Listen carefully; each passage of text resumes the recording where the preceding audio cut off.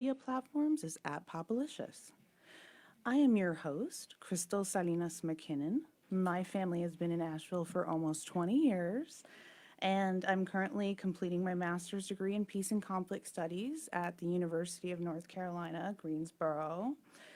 I became involved with WPVM as part of my master's thesis, which is in part based on exploring ways to build peace through media.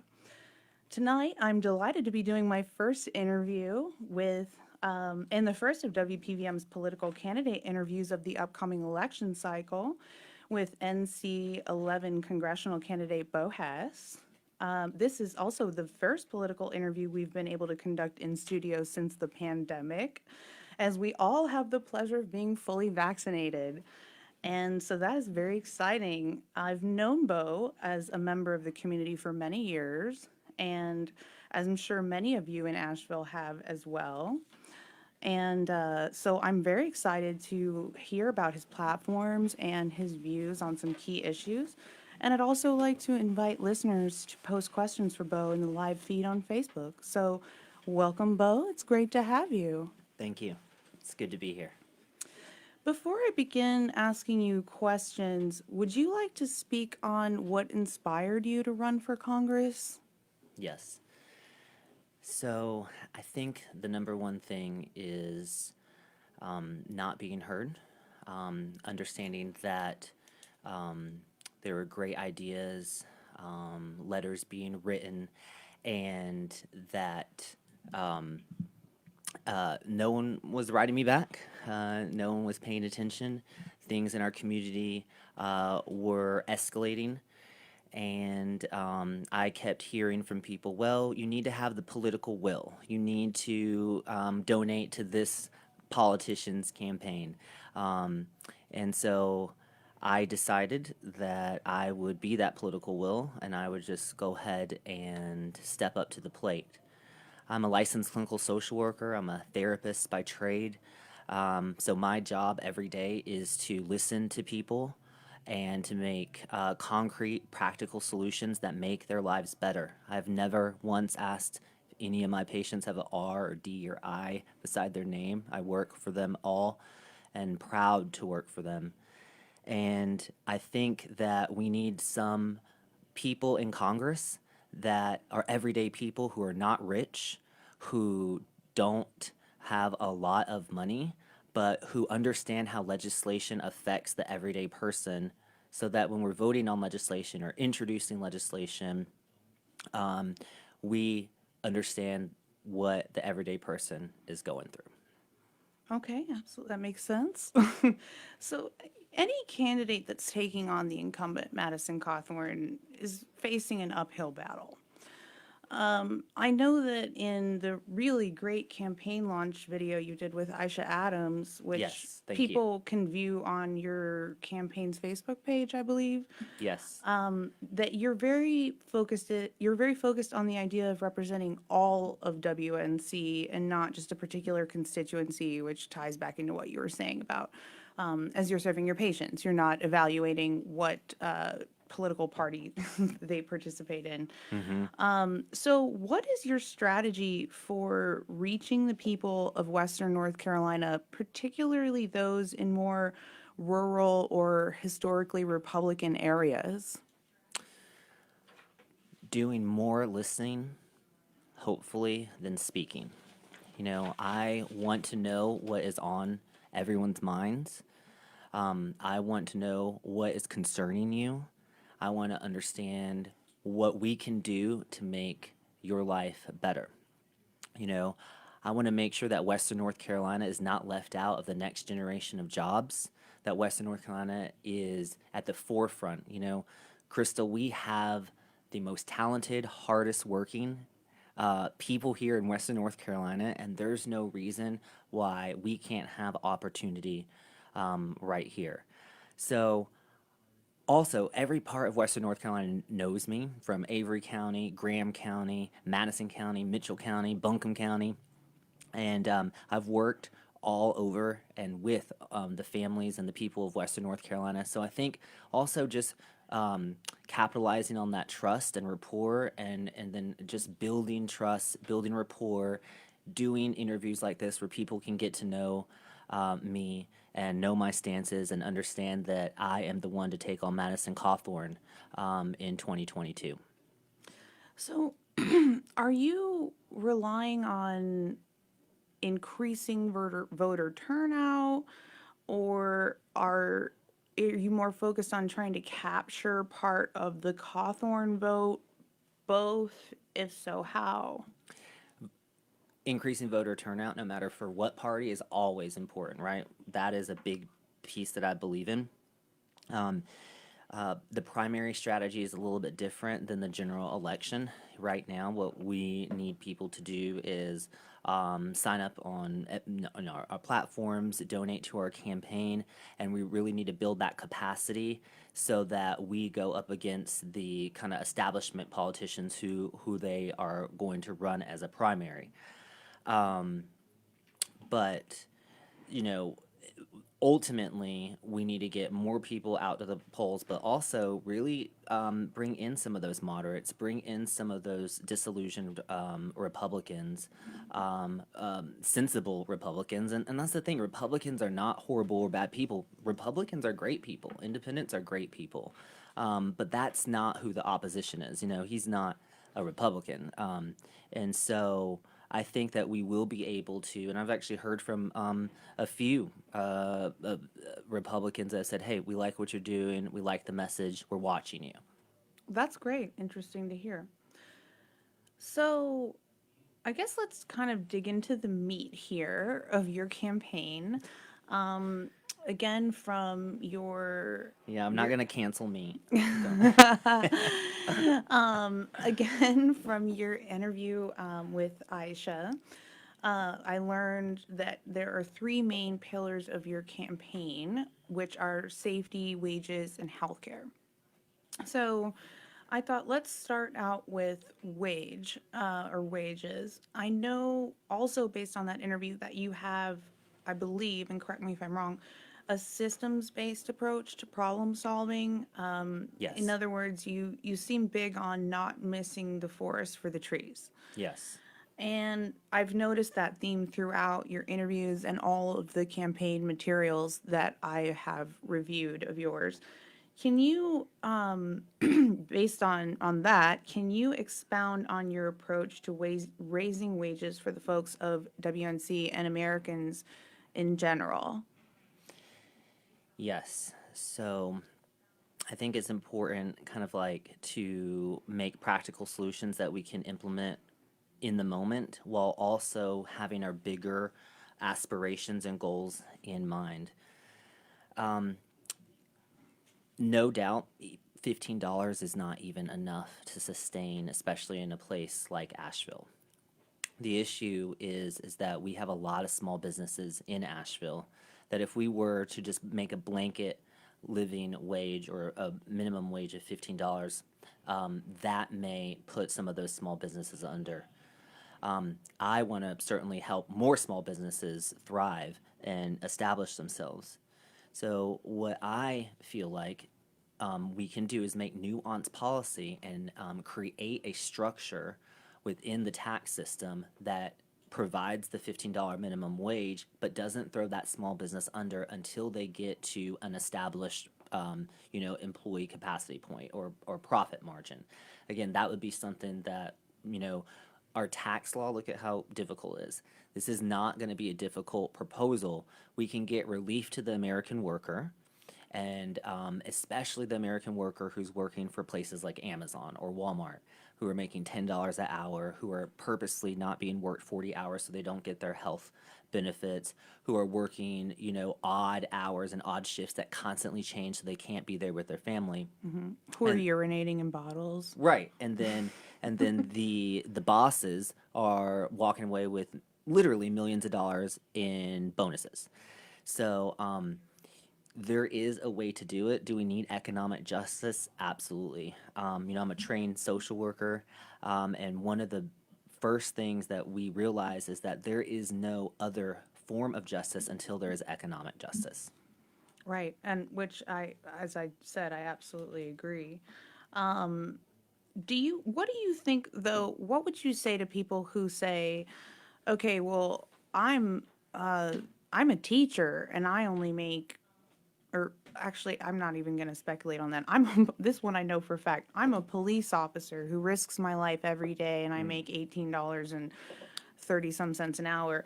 I don't, it makes me feel angry that someone at McDonald's would make almost as much as I make. I mean, I understand, in theory, that a rising tide raises all ships.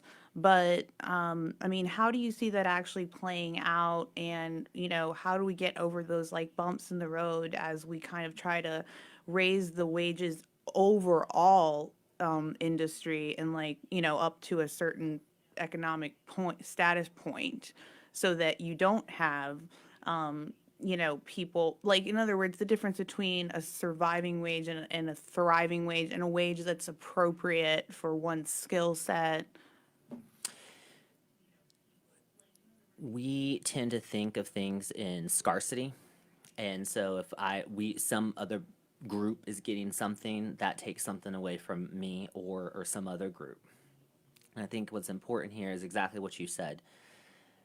It will be a boom to the economy if people are making a living wage where they're not having to scrounge together their rent, money for their medications.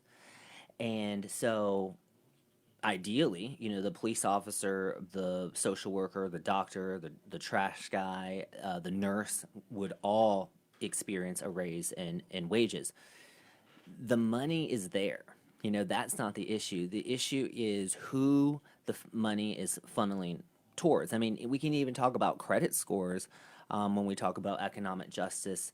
And the fact that black and brown people are still getting charged higher interest rates for the exact same credit profile, right? In 2021. So really looking at the credit score and making sure that's equitable, making sure that making sure that utilities are counted on your credit score, making sure that if you don't pay your rent and utilities for just 1 month, that doesn't hurt your credit score, right? So really looking at a systems approach, not just from the minimum wage, which is certainly something we need to look at, but looking at all systems, reevaluating the federal poverty guideline. Is huge. Having universal broadband access, right? Because once we have universal broadband access, the craftsman in Mitchell County, right, can now market his stuff all over the world. And so these are the types of things that right now we have a guy who's more worried about whether he can afford Jimmy Choo shoes, right? Versus bringing opportunity and jobs to Western North Carolina for everybody. Okay. And speaking of jobs, I just kind of, this came popped into my head. Obviously there's the Raytheon is building here, and I admittedly don't know all the details of what their job offerings are or what they're bringing to the community, but I know that there's a lot of outrage over it from certain people. And then, of course, there are people who are like, hey, professional jobs are professional jobs are professional jobs. So what's your opinion on that development here? I mean, just as it ties into, bringing in other jobs from, trying to get big companies to do outposts here and stuff to increase our capacity for jobs that are outside of the service industry. How do you feel about how we pick and choose those? I mean, are we a moral authority on who these companies are? And where do we go from there if we find that some portion of the community disapproves, etc.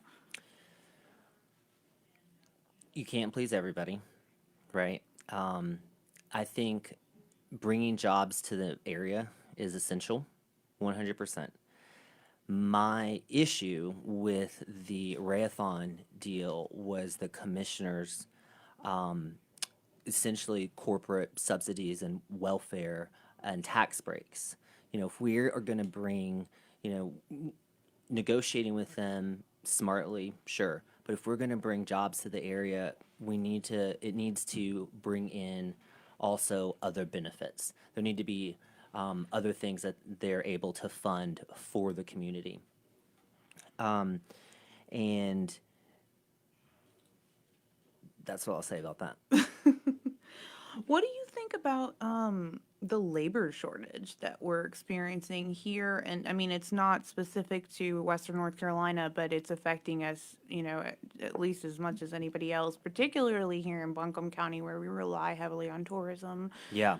What do you think is driving that? I mean, we know that there's a sort of trope that it's everybody's just on unemployment, but clearly, while there's could potentially be a percentage of people that that's true for, we know that it just can't be the whole explanation. So, do you see that as something that, like, Wall Street thinks it's a blip, like it's an anomaly? They're not even building it into their analytical models at this point. So what do you think? I mean, how do you see that playing out? What do you think is driving it? I think we need people to get back to work, but also going back to what you were saying, I think the old way of doing things is not going to work in a post-COVID world. And I'm not sure if the listeners know how much childcare is, but I've been getting a lot of people say, childcare is an issue. Childcare is an issue. It cost me $1,500 for my two children, and I don't even make that much at my job, so I have to stay home. I think, like most issues, this is multifactorial. It's you can't just pick one thing and say, okay, this is it. I think that the enhanced unemployment, certainly, again, I think that does play a role in it. But humans are driven to work. Humans are driven to be productive, and so the idea that people are just kind of sitting back on their laurels, accepting money from the government, doesn't strike what I'm seeing on the ground. The biggest issues I'm hearing about going back to work are the childcare issues, and then also just people are still scared. We just got through a global pandemic where we have over 500,000 Americans who have passed away. And I think we're going through a collective trauma. And it's not going to be, as much as the economists want the economy to just kind of snap back on, it's going to be a gradual, turning up the brightness of the lights. We will get there. The infrastructure plan that was just passed will get us there. It's going to create a lot of jobs, a lot of opportunity, even here in North Carolina. But I think we are weary, and we've been through a lot, and I think people are just kind of being cautious.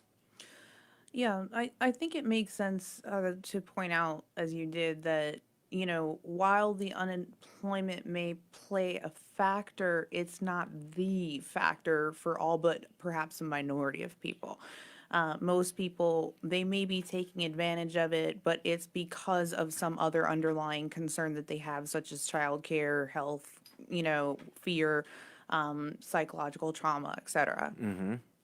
Well, that is a good place, I think, for us to go into what I think is probably the biggest piece of your campaign, which is healthcare. So you yourself are a healthcare worker. Yes. And you also sit on is it the North Carolina Board for Harm Reduction? Coalition. Coalition, okay, Yes. for harm reduction. And, I've seen elsewhere that while you somewhat famously do not support Medicare for all, you do have some pretty radical ideas about healthcare reform. So, would you like to speak on healthcare reform, and then maybe after that we can kind of piggyback and talk about the harm reduction? Yeah. So, I do believe in the greatest country and the most wealthiest country in the world. There should be no woman, man, or child that is without proper medication, healthcare, shelter, and food. I think that is a given, and I will work every day to make sure that that happens. I don't support a blanket, universal Medicare for all system at this point, and I certainly don't support it being called Medicare for All. And I think there's a couple things. First of all, Medicare is not free. Medicare you pay for, actually, and only Part A I think is free, and then B and D you have to add on, and you choose based on different private companies. Medicaid, however, is free, government health care, and on paper, actually, Medicaid is the most comprehensive insurance policy you can have. The issue with saying, okay, we're going to pass a Medicare for all bill and everybody's going to have health care is that that would be a catastrophic failure because we do not have the infrastructure to provide quality health care for those people who would get insurance. So my proposal is, again, looking at the big picture and saying, okay, this is what my values, this is what I feel is important, and I think that there are certain ways that we can work stepwise to get there. So that it's not a catastrophic failure, and so that we can move towards a universal public option that can compete with the Blue Cross, Blue Shields, the Cignas, the Aetnas, that has low administrative costs, low bureaucratic burden, so that people are like, you know what, I like this America First insurance plan. Again, I don't want to call it Medicare for All, but I like this America First insurance plan. I'm going to drop this Blue Cross Blue Shield plan because it's competing in the market now. And people could keep their Blue Cross Blue Shield, but I think what would happen is you'd see a correction among the insurance companies because right now, because the Trump administration deregulated the healthcare marketplace, you have a bunch of shell insurance programs, policies that actually don't provide anything for you. And so, again, targeting those things are going to be important. So, Let me interject Yes. just really quick. So, what do you think about Medicaid expansion as a starting point? 100%. So, because Absolutely. okay, so No doubt. forcing the states who have not yet expanded it to expand it, because that seems like the simplest way to get 20 million people on some kind of health care plan. Absolutely. And do you agree that the infrastructure is already there for that? Almost. The infrastructure is there. We would, I mean, think about if we expanded Medicare, how many jobs? I mean, just on the job stand front, right? Medicaid. Yeah, expansion. Just look at the jobs. So I have patients who come into where I work, and they are desperate, literally wanting to take their lives because they want to make a change, wanting to stop whatever they're doing. And there is no place that will accept them because they are uninsured. And if they had Medicaid, the whole world would open up and their world would be given back to them. They would be productive members of society. It is, in my view, a literal crime that we have people in our community that don't have access to mental health and health care with so much abundance here in Western North Carolina. We have the infrastructure, and Medicaid expansion is a great first step. But even still, we need to build, even starting from the high school and college level, making sure that we have enough nurses, medical students, making sure we have enough physical therapists, PAs, social workers, psychologists, making sure that we have enough people that are coming into the work field, universities, and then not burdening them with $100,000, $200,000 loans that they can never get a hold of. But if they're doing something for society, looking at a repayment plan where that is forgiven. Okay.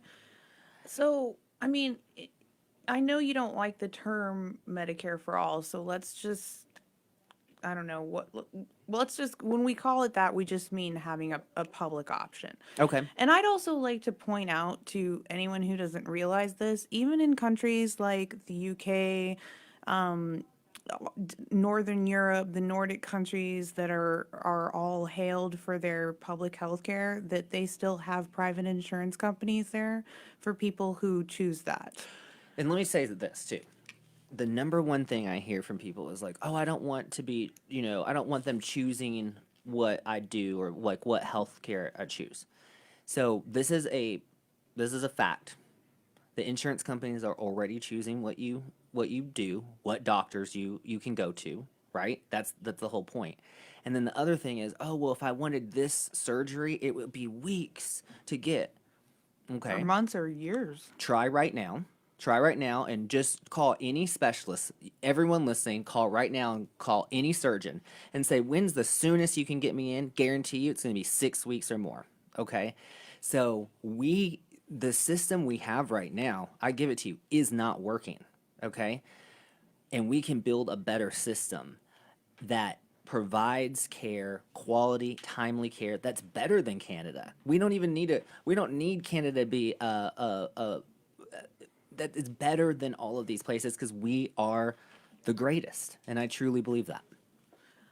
All right. And so you also you've talked about some interesting ideas about expanding really the even way we think about what healthcare is. Yes. And I really want to give you a chance to talk about that because I think it's just you've got some unique ideas. Yeah. So, one of the things that we need to be looking at are the social determinants of health and looking at all the pieces that play into a person's health. So, for example, right now, we can only bill for a service that I provide you. So, you come into my office, I see you, I can bill you or your insurance company for that service. And basically, you have to be sick already to come into the place. Instead of a whole person or a full psychosocial approach where the person comes in with asthma, right? And instead of just treating the escalating asthma, we go and we do a whole assessment for your home and we recognize, oh wait, there is black mold growing in your basement and we need to change out your filtration system. This house is over 50 years old. That's something that we can bill Medicare for all for, or we can bill Blue Cross Blue Shield for, so that we're actually moving down the stream and targeting those social determinants of health, right? Making sure that there is prenatal care for pregnant mothers and making sure that while they're pregnant, they're getting all the nutrition, all the counseling, all the supports they need to have a safe pregnancy. Making sure that doulas and things like that are billable with their insurance in case some people don't want to go to the hospital. I know in Western North Carolina, out in the hills, they'd rather not do it. They'd rather do it at home and making sure that those things are covered. Also, coordination among specialists. There's a great study from an expert at UNC Chapel Hill that says that we wouldn't even need to expand the number of primary care physicians we have if we move to team-based care. So having a pharmacist, a nurse, a physician, a behavioral health specialist, a peer support specialist on a team to provide, again, wraparound psychosocial services. So we're not just looking at the person's sickness, but we're looking at, okay, what behaviors can we change? What thoughts can we change? Can we look at nutrition? Do we need to look at a change of living situation? Do we need to get pest control into your home? And start building up our society. And ultimately, to me, this is a national security issue. If we have a healthy, vibrant society, you can't mess with us, right? Right. Just anecdotally, it reminds me a little bit of the TV show House when he would, as a diagnostician, he would send his team out to investigate people's living situations, and that's how they would figure out what was wrong with them. Yeah, yeah. So it's just like a really holistic approach that, again, not missing the forest for the trees. When we treat asthma, if somebody's living in a situation that is not, that's just going to continue contributing to their asthma, then we can give them all the inhalers on the planet and we'll never solve the problem and they will never be a thriving person. Exactly. So, I think it sounds like I mean, correct me if I'm wrong. It sounds like overall you do support the idea of a national plan that's available as an option for people for free Yes. or close to free, but that you don't feel that regarding infrastructure and even just regarding our population, maybe that people aren't quite ready for that. And so your strategy is basically like short-term harm reduction and long-term systemic overhaul. Is that accurate? 100%. Moving towards those long goals, but really getting some fixes in now to provide relief. Right. In other words, we don't have to do nothing while we're striving for, The perfect. the end goal, the perfect. And I think sometimes this is where ideology and reality fail to intersect for some people. Mm-hmm. So I'm going to sneak this in. um, I recently, you said that you sit on we already touched on this a little bit, but what's the harm reduction? Yeah, so North Carolina Harm Reduction Coalition. Well, there's one thing I know how to do. It's strategize and work with the opposing party. So, North Carolina, under North Carolina Harm Reduction Coalition, got the most progressive harm reduction laws passed anywhere in the country. So we got a syringe exchange law passed, protecting our law enforcement and our first responders from unnecessary disease. And we also got the Good Samaritan law passed, which makes small amounts of drugs or paraphernalia not prosecutable if you call 911 and help somebody who is overdosing. And we also got standing orders in for naloxone to be at every pharmacy, so that it would be a standing order from the Mandy Cohen, Dr. Cohen. Do people have to pay for that? They, at some pharmacies, they do. At other pharmacies, they will provide it. And what do you happen to know what the cost of that is? It is minimal. I want to say, I don't want to misspeak actually, but you can always get it for free through the Buncombe County Health Department or your local health department. I know that it's here at our health department. Okay. Well, I mean, speaking of the needle exchange, I'm sure as a member of this community here in Asheville, you're aware that it's not popular with everybody. And there are some people who have complaints about open drug use in their neighborhood. I think in particular, one of the needle exchanges here is actually located in a primarily residential neighborhood. So I'm just, how would you respond to people who feel that it's having a negative effect on their neighborhood, either through the littering of needles, open drug use, attracting more drug users to the area? I mean, these are just some of the standard complaints that we hear. Yeah.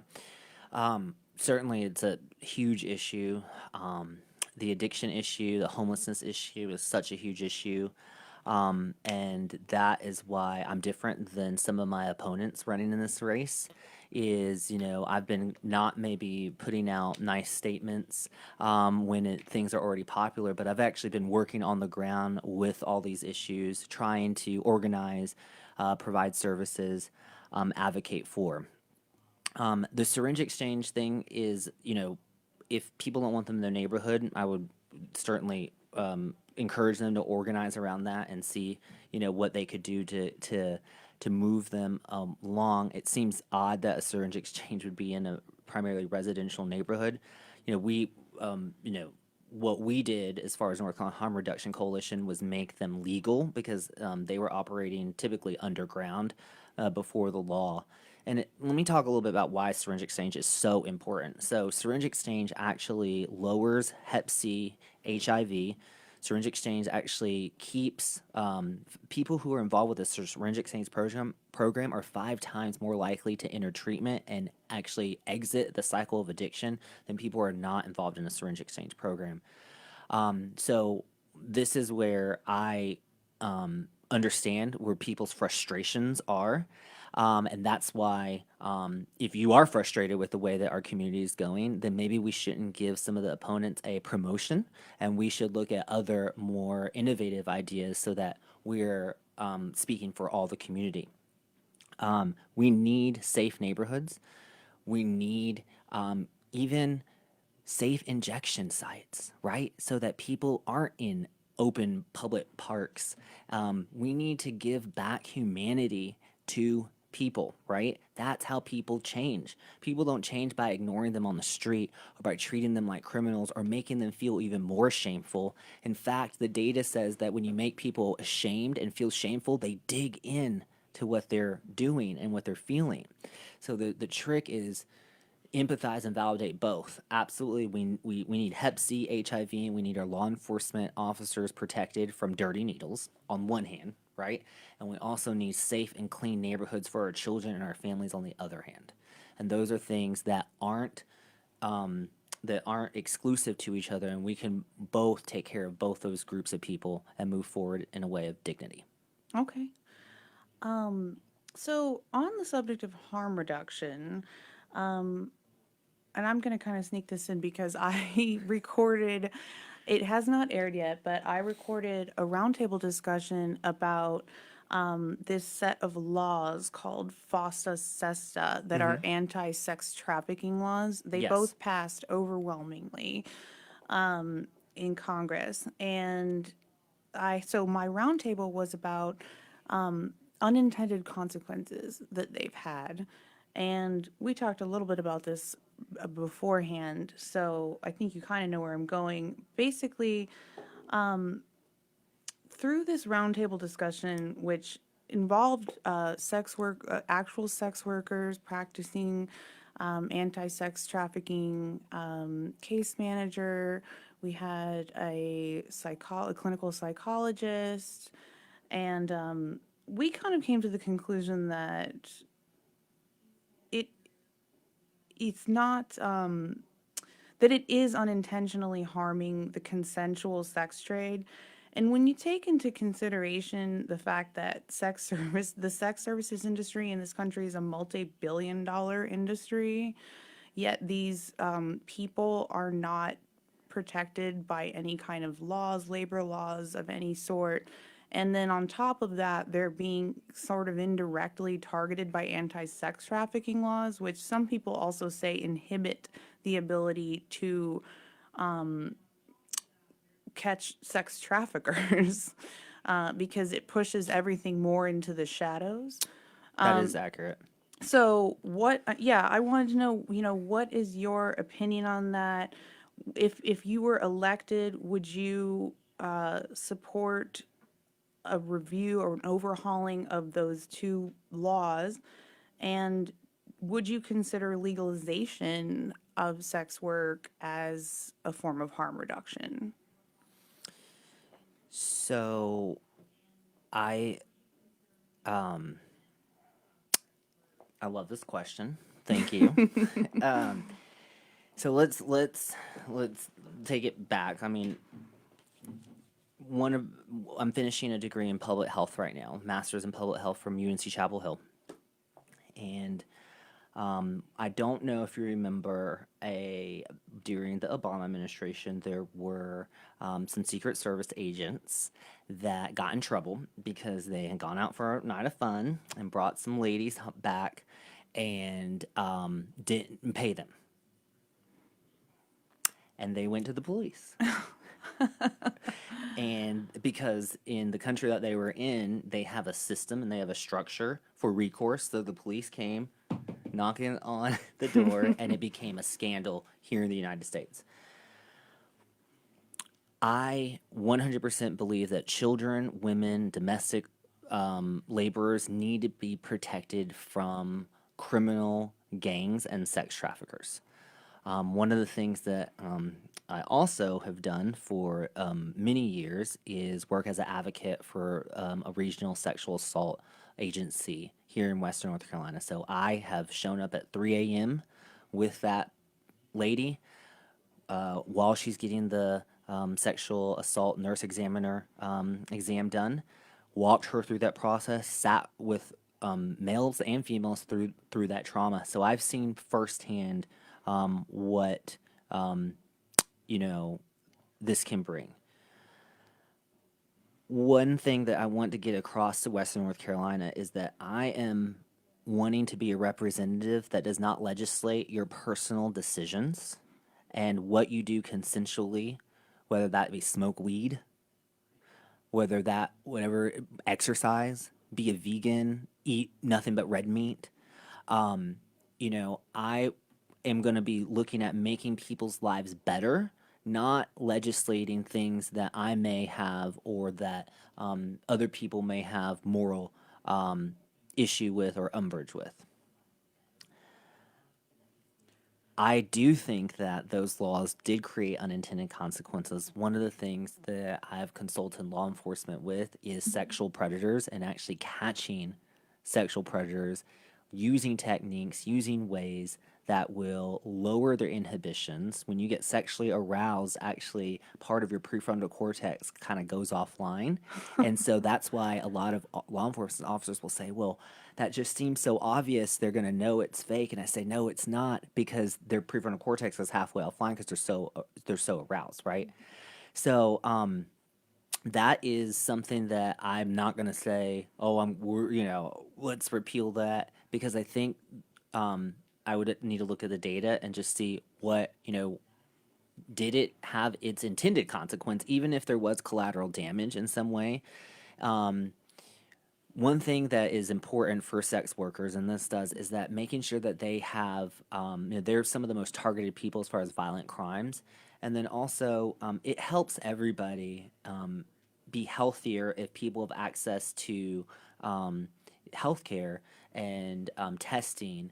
And again, everyone out there who's thinking, oh, well, I don't know about this sex work thing. I guarantee 95% of us, right, have watched pornography, and that is part of that multi-billion-dollar sex work industry.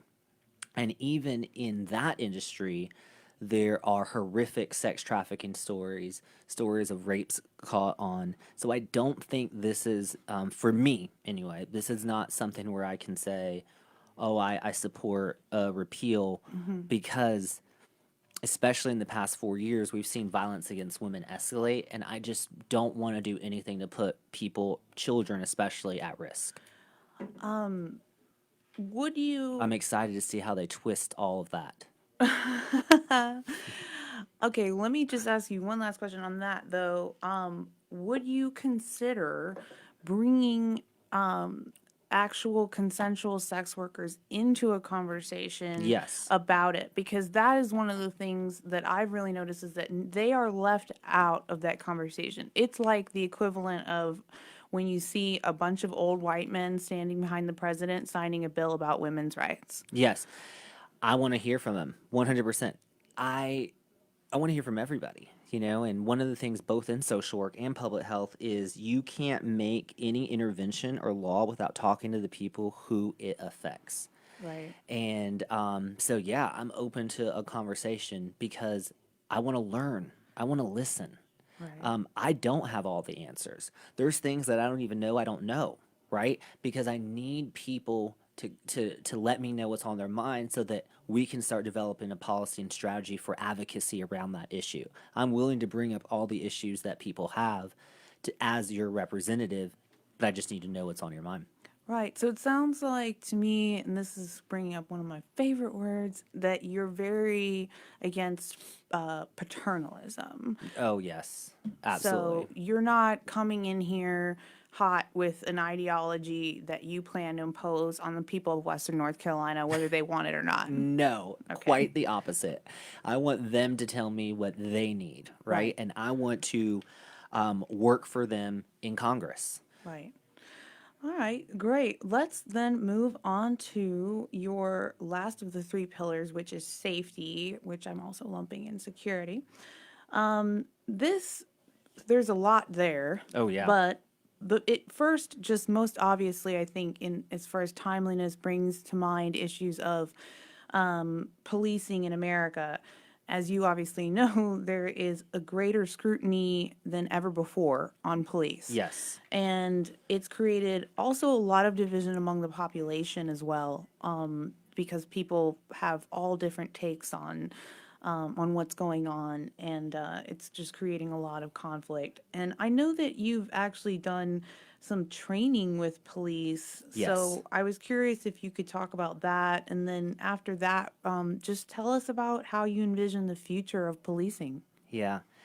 So, like I mentioned before, I've done consults as well, but here in Western North Carolina, primarily what I've done for a number of years now is train in crisis intervention, mental health, role plays, really training our law enforcement officers to respond, to notice when somebody is in a mental health crisis, to even identify what that may be, and then de escalate them in a safe manner and get them to where they need to be, typically the hospital.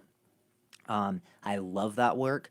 And one of the things that that has shown me through listening, through dialogue, is that the police officers don't get paid enough, and there is little to no combat training. There's little to no de escalation training. There's little to no mental health training. In fact, I treat a lot of first responders in my private practice, and one of the number one things every single one of them tells me is this cannot get out because this will hurt my career. So that needs to stop, right? Because I think that if we're taking care of the community, taking care of our law enforcement, which are our community, we are going to build a better society. But I'm not going to vilify any agency or any police officer. What I'm going after is those federal laws that create these inequities that we have.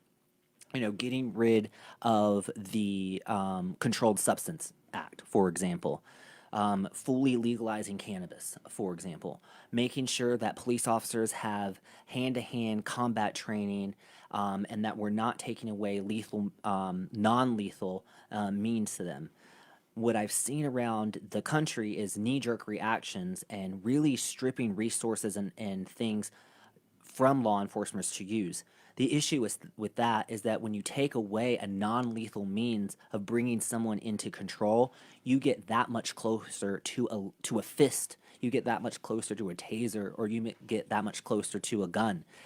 And so that is the issue: is making sure that we are, again, looking at those federal inequities that keep people interfacing with law enforcement, while at the same time bolstering training and resources to law enforcement, and then embedding social work and mental health with law enforcement, so that, again, we're creating a more equitable society. Law enforcement is focused on actually the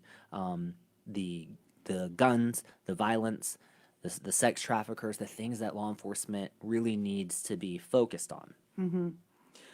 Well, actually, I'm gonna skip ahead then for a second based on what you said to the issue of gun violence. But I think it ties in. So in my field, which is peace and conflict studies, we consider all forms of oppression, generally speaking, including denial of one's basic needs, to be forms of violence. And so, as peace and conflict practitioners, we would consider gun violence to be a symptom of another kind of civil unrest, typically poverty. And I feel like that's what you're somewhat triangulating around, which is that people are often, their root issues are not addressed. And that's why we see this ongoing cycle between, police and violence and poverty, and police and violence and poverty. And it just goes on in a circle that never ends. Yes. So, in the most violent neighborhoods, if we control for employment, they have actually the same rates of violence that other neighborhoods do. So, you're absolutely correct. Poverty and unemployment, lack of opportunity. And let's talk a little bit about the drug war and why that is, for me, front and center of this issue, is because people don't know that having a certain amount of drugs is a felony. And when you have a felony on your record, you cannot get a job as a bagger at a grocery store. You can't get housing in a nice neighborhood or in an apartment. So we need to end felony disenfranchisement. And maybe that comes after a year or two of, positive, productive, pro-social behavior. But we cannot have people who are disenfranchised from the society and then expect them to contribute in a meaningful way. Yeah, absolutely. So then, okay, I'm going to go backwards. Speaking of uh, back to just general safety issues, and I think this is tied into national security, which you've referred to in this conversation and also is referred to as a priority on your website. I'd like to ask you about immigration, refugees, and migrants. And I ask you this personally as the daughter of a woman who grew up on the Mexican border in a one-room house with 8 children and one parent, and who, had they not been permitted to settle here, I would not exist, nor would we be having this conversation. So, that being said, where do you stand on immigration and resettling refugees and migrants throughout the United States? Would you support accepting a portion of these displaced persons for resettlement in WNC? So, to answer your first question, I think that the immigration issue on the border needs to be a all hands on deck issue. Every bilingual social worker, nurse, doctor needs to be there, and so that we are making sure and keeping track of the humans that are on the border. I do support a path to citizenship for the people who are in the country, who have been working, who have been productive. Absolutely 100%. They need to be not only paying into society, but because they're working, they need to be benefiting from society.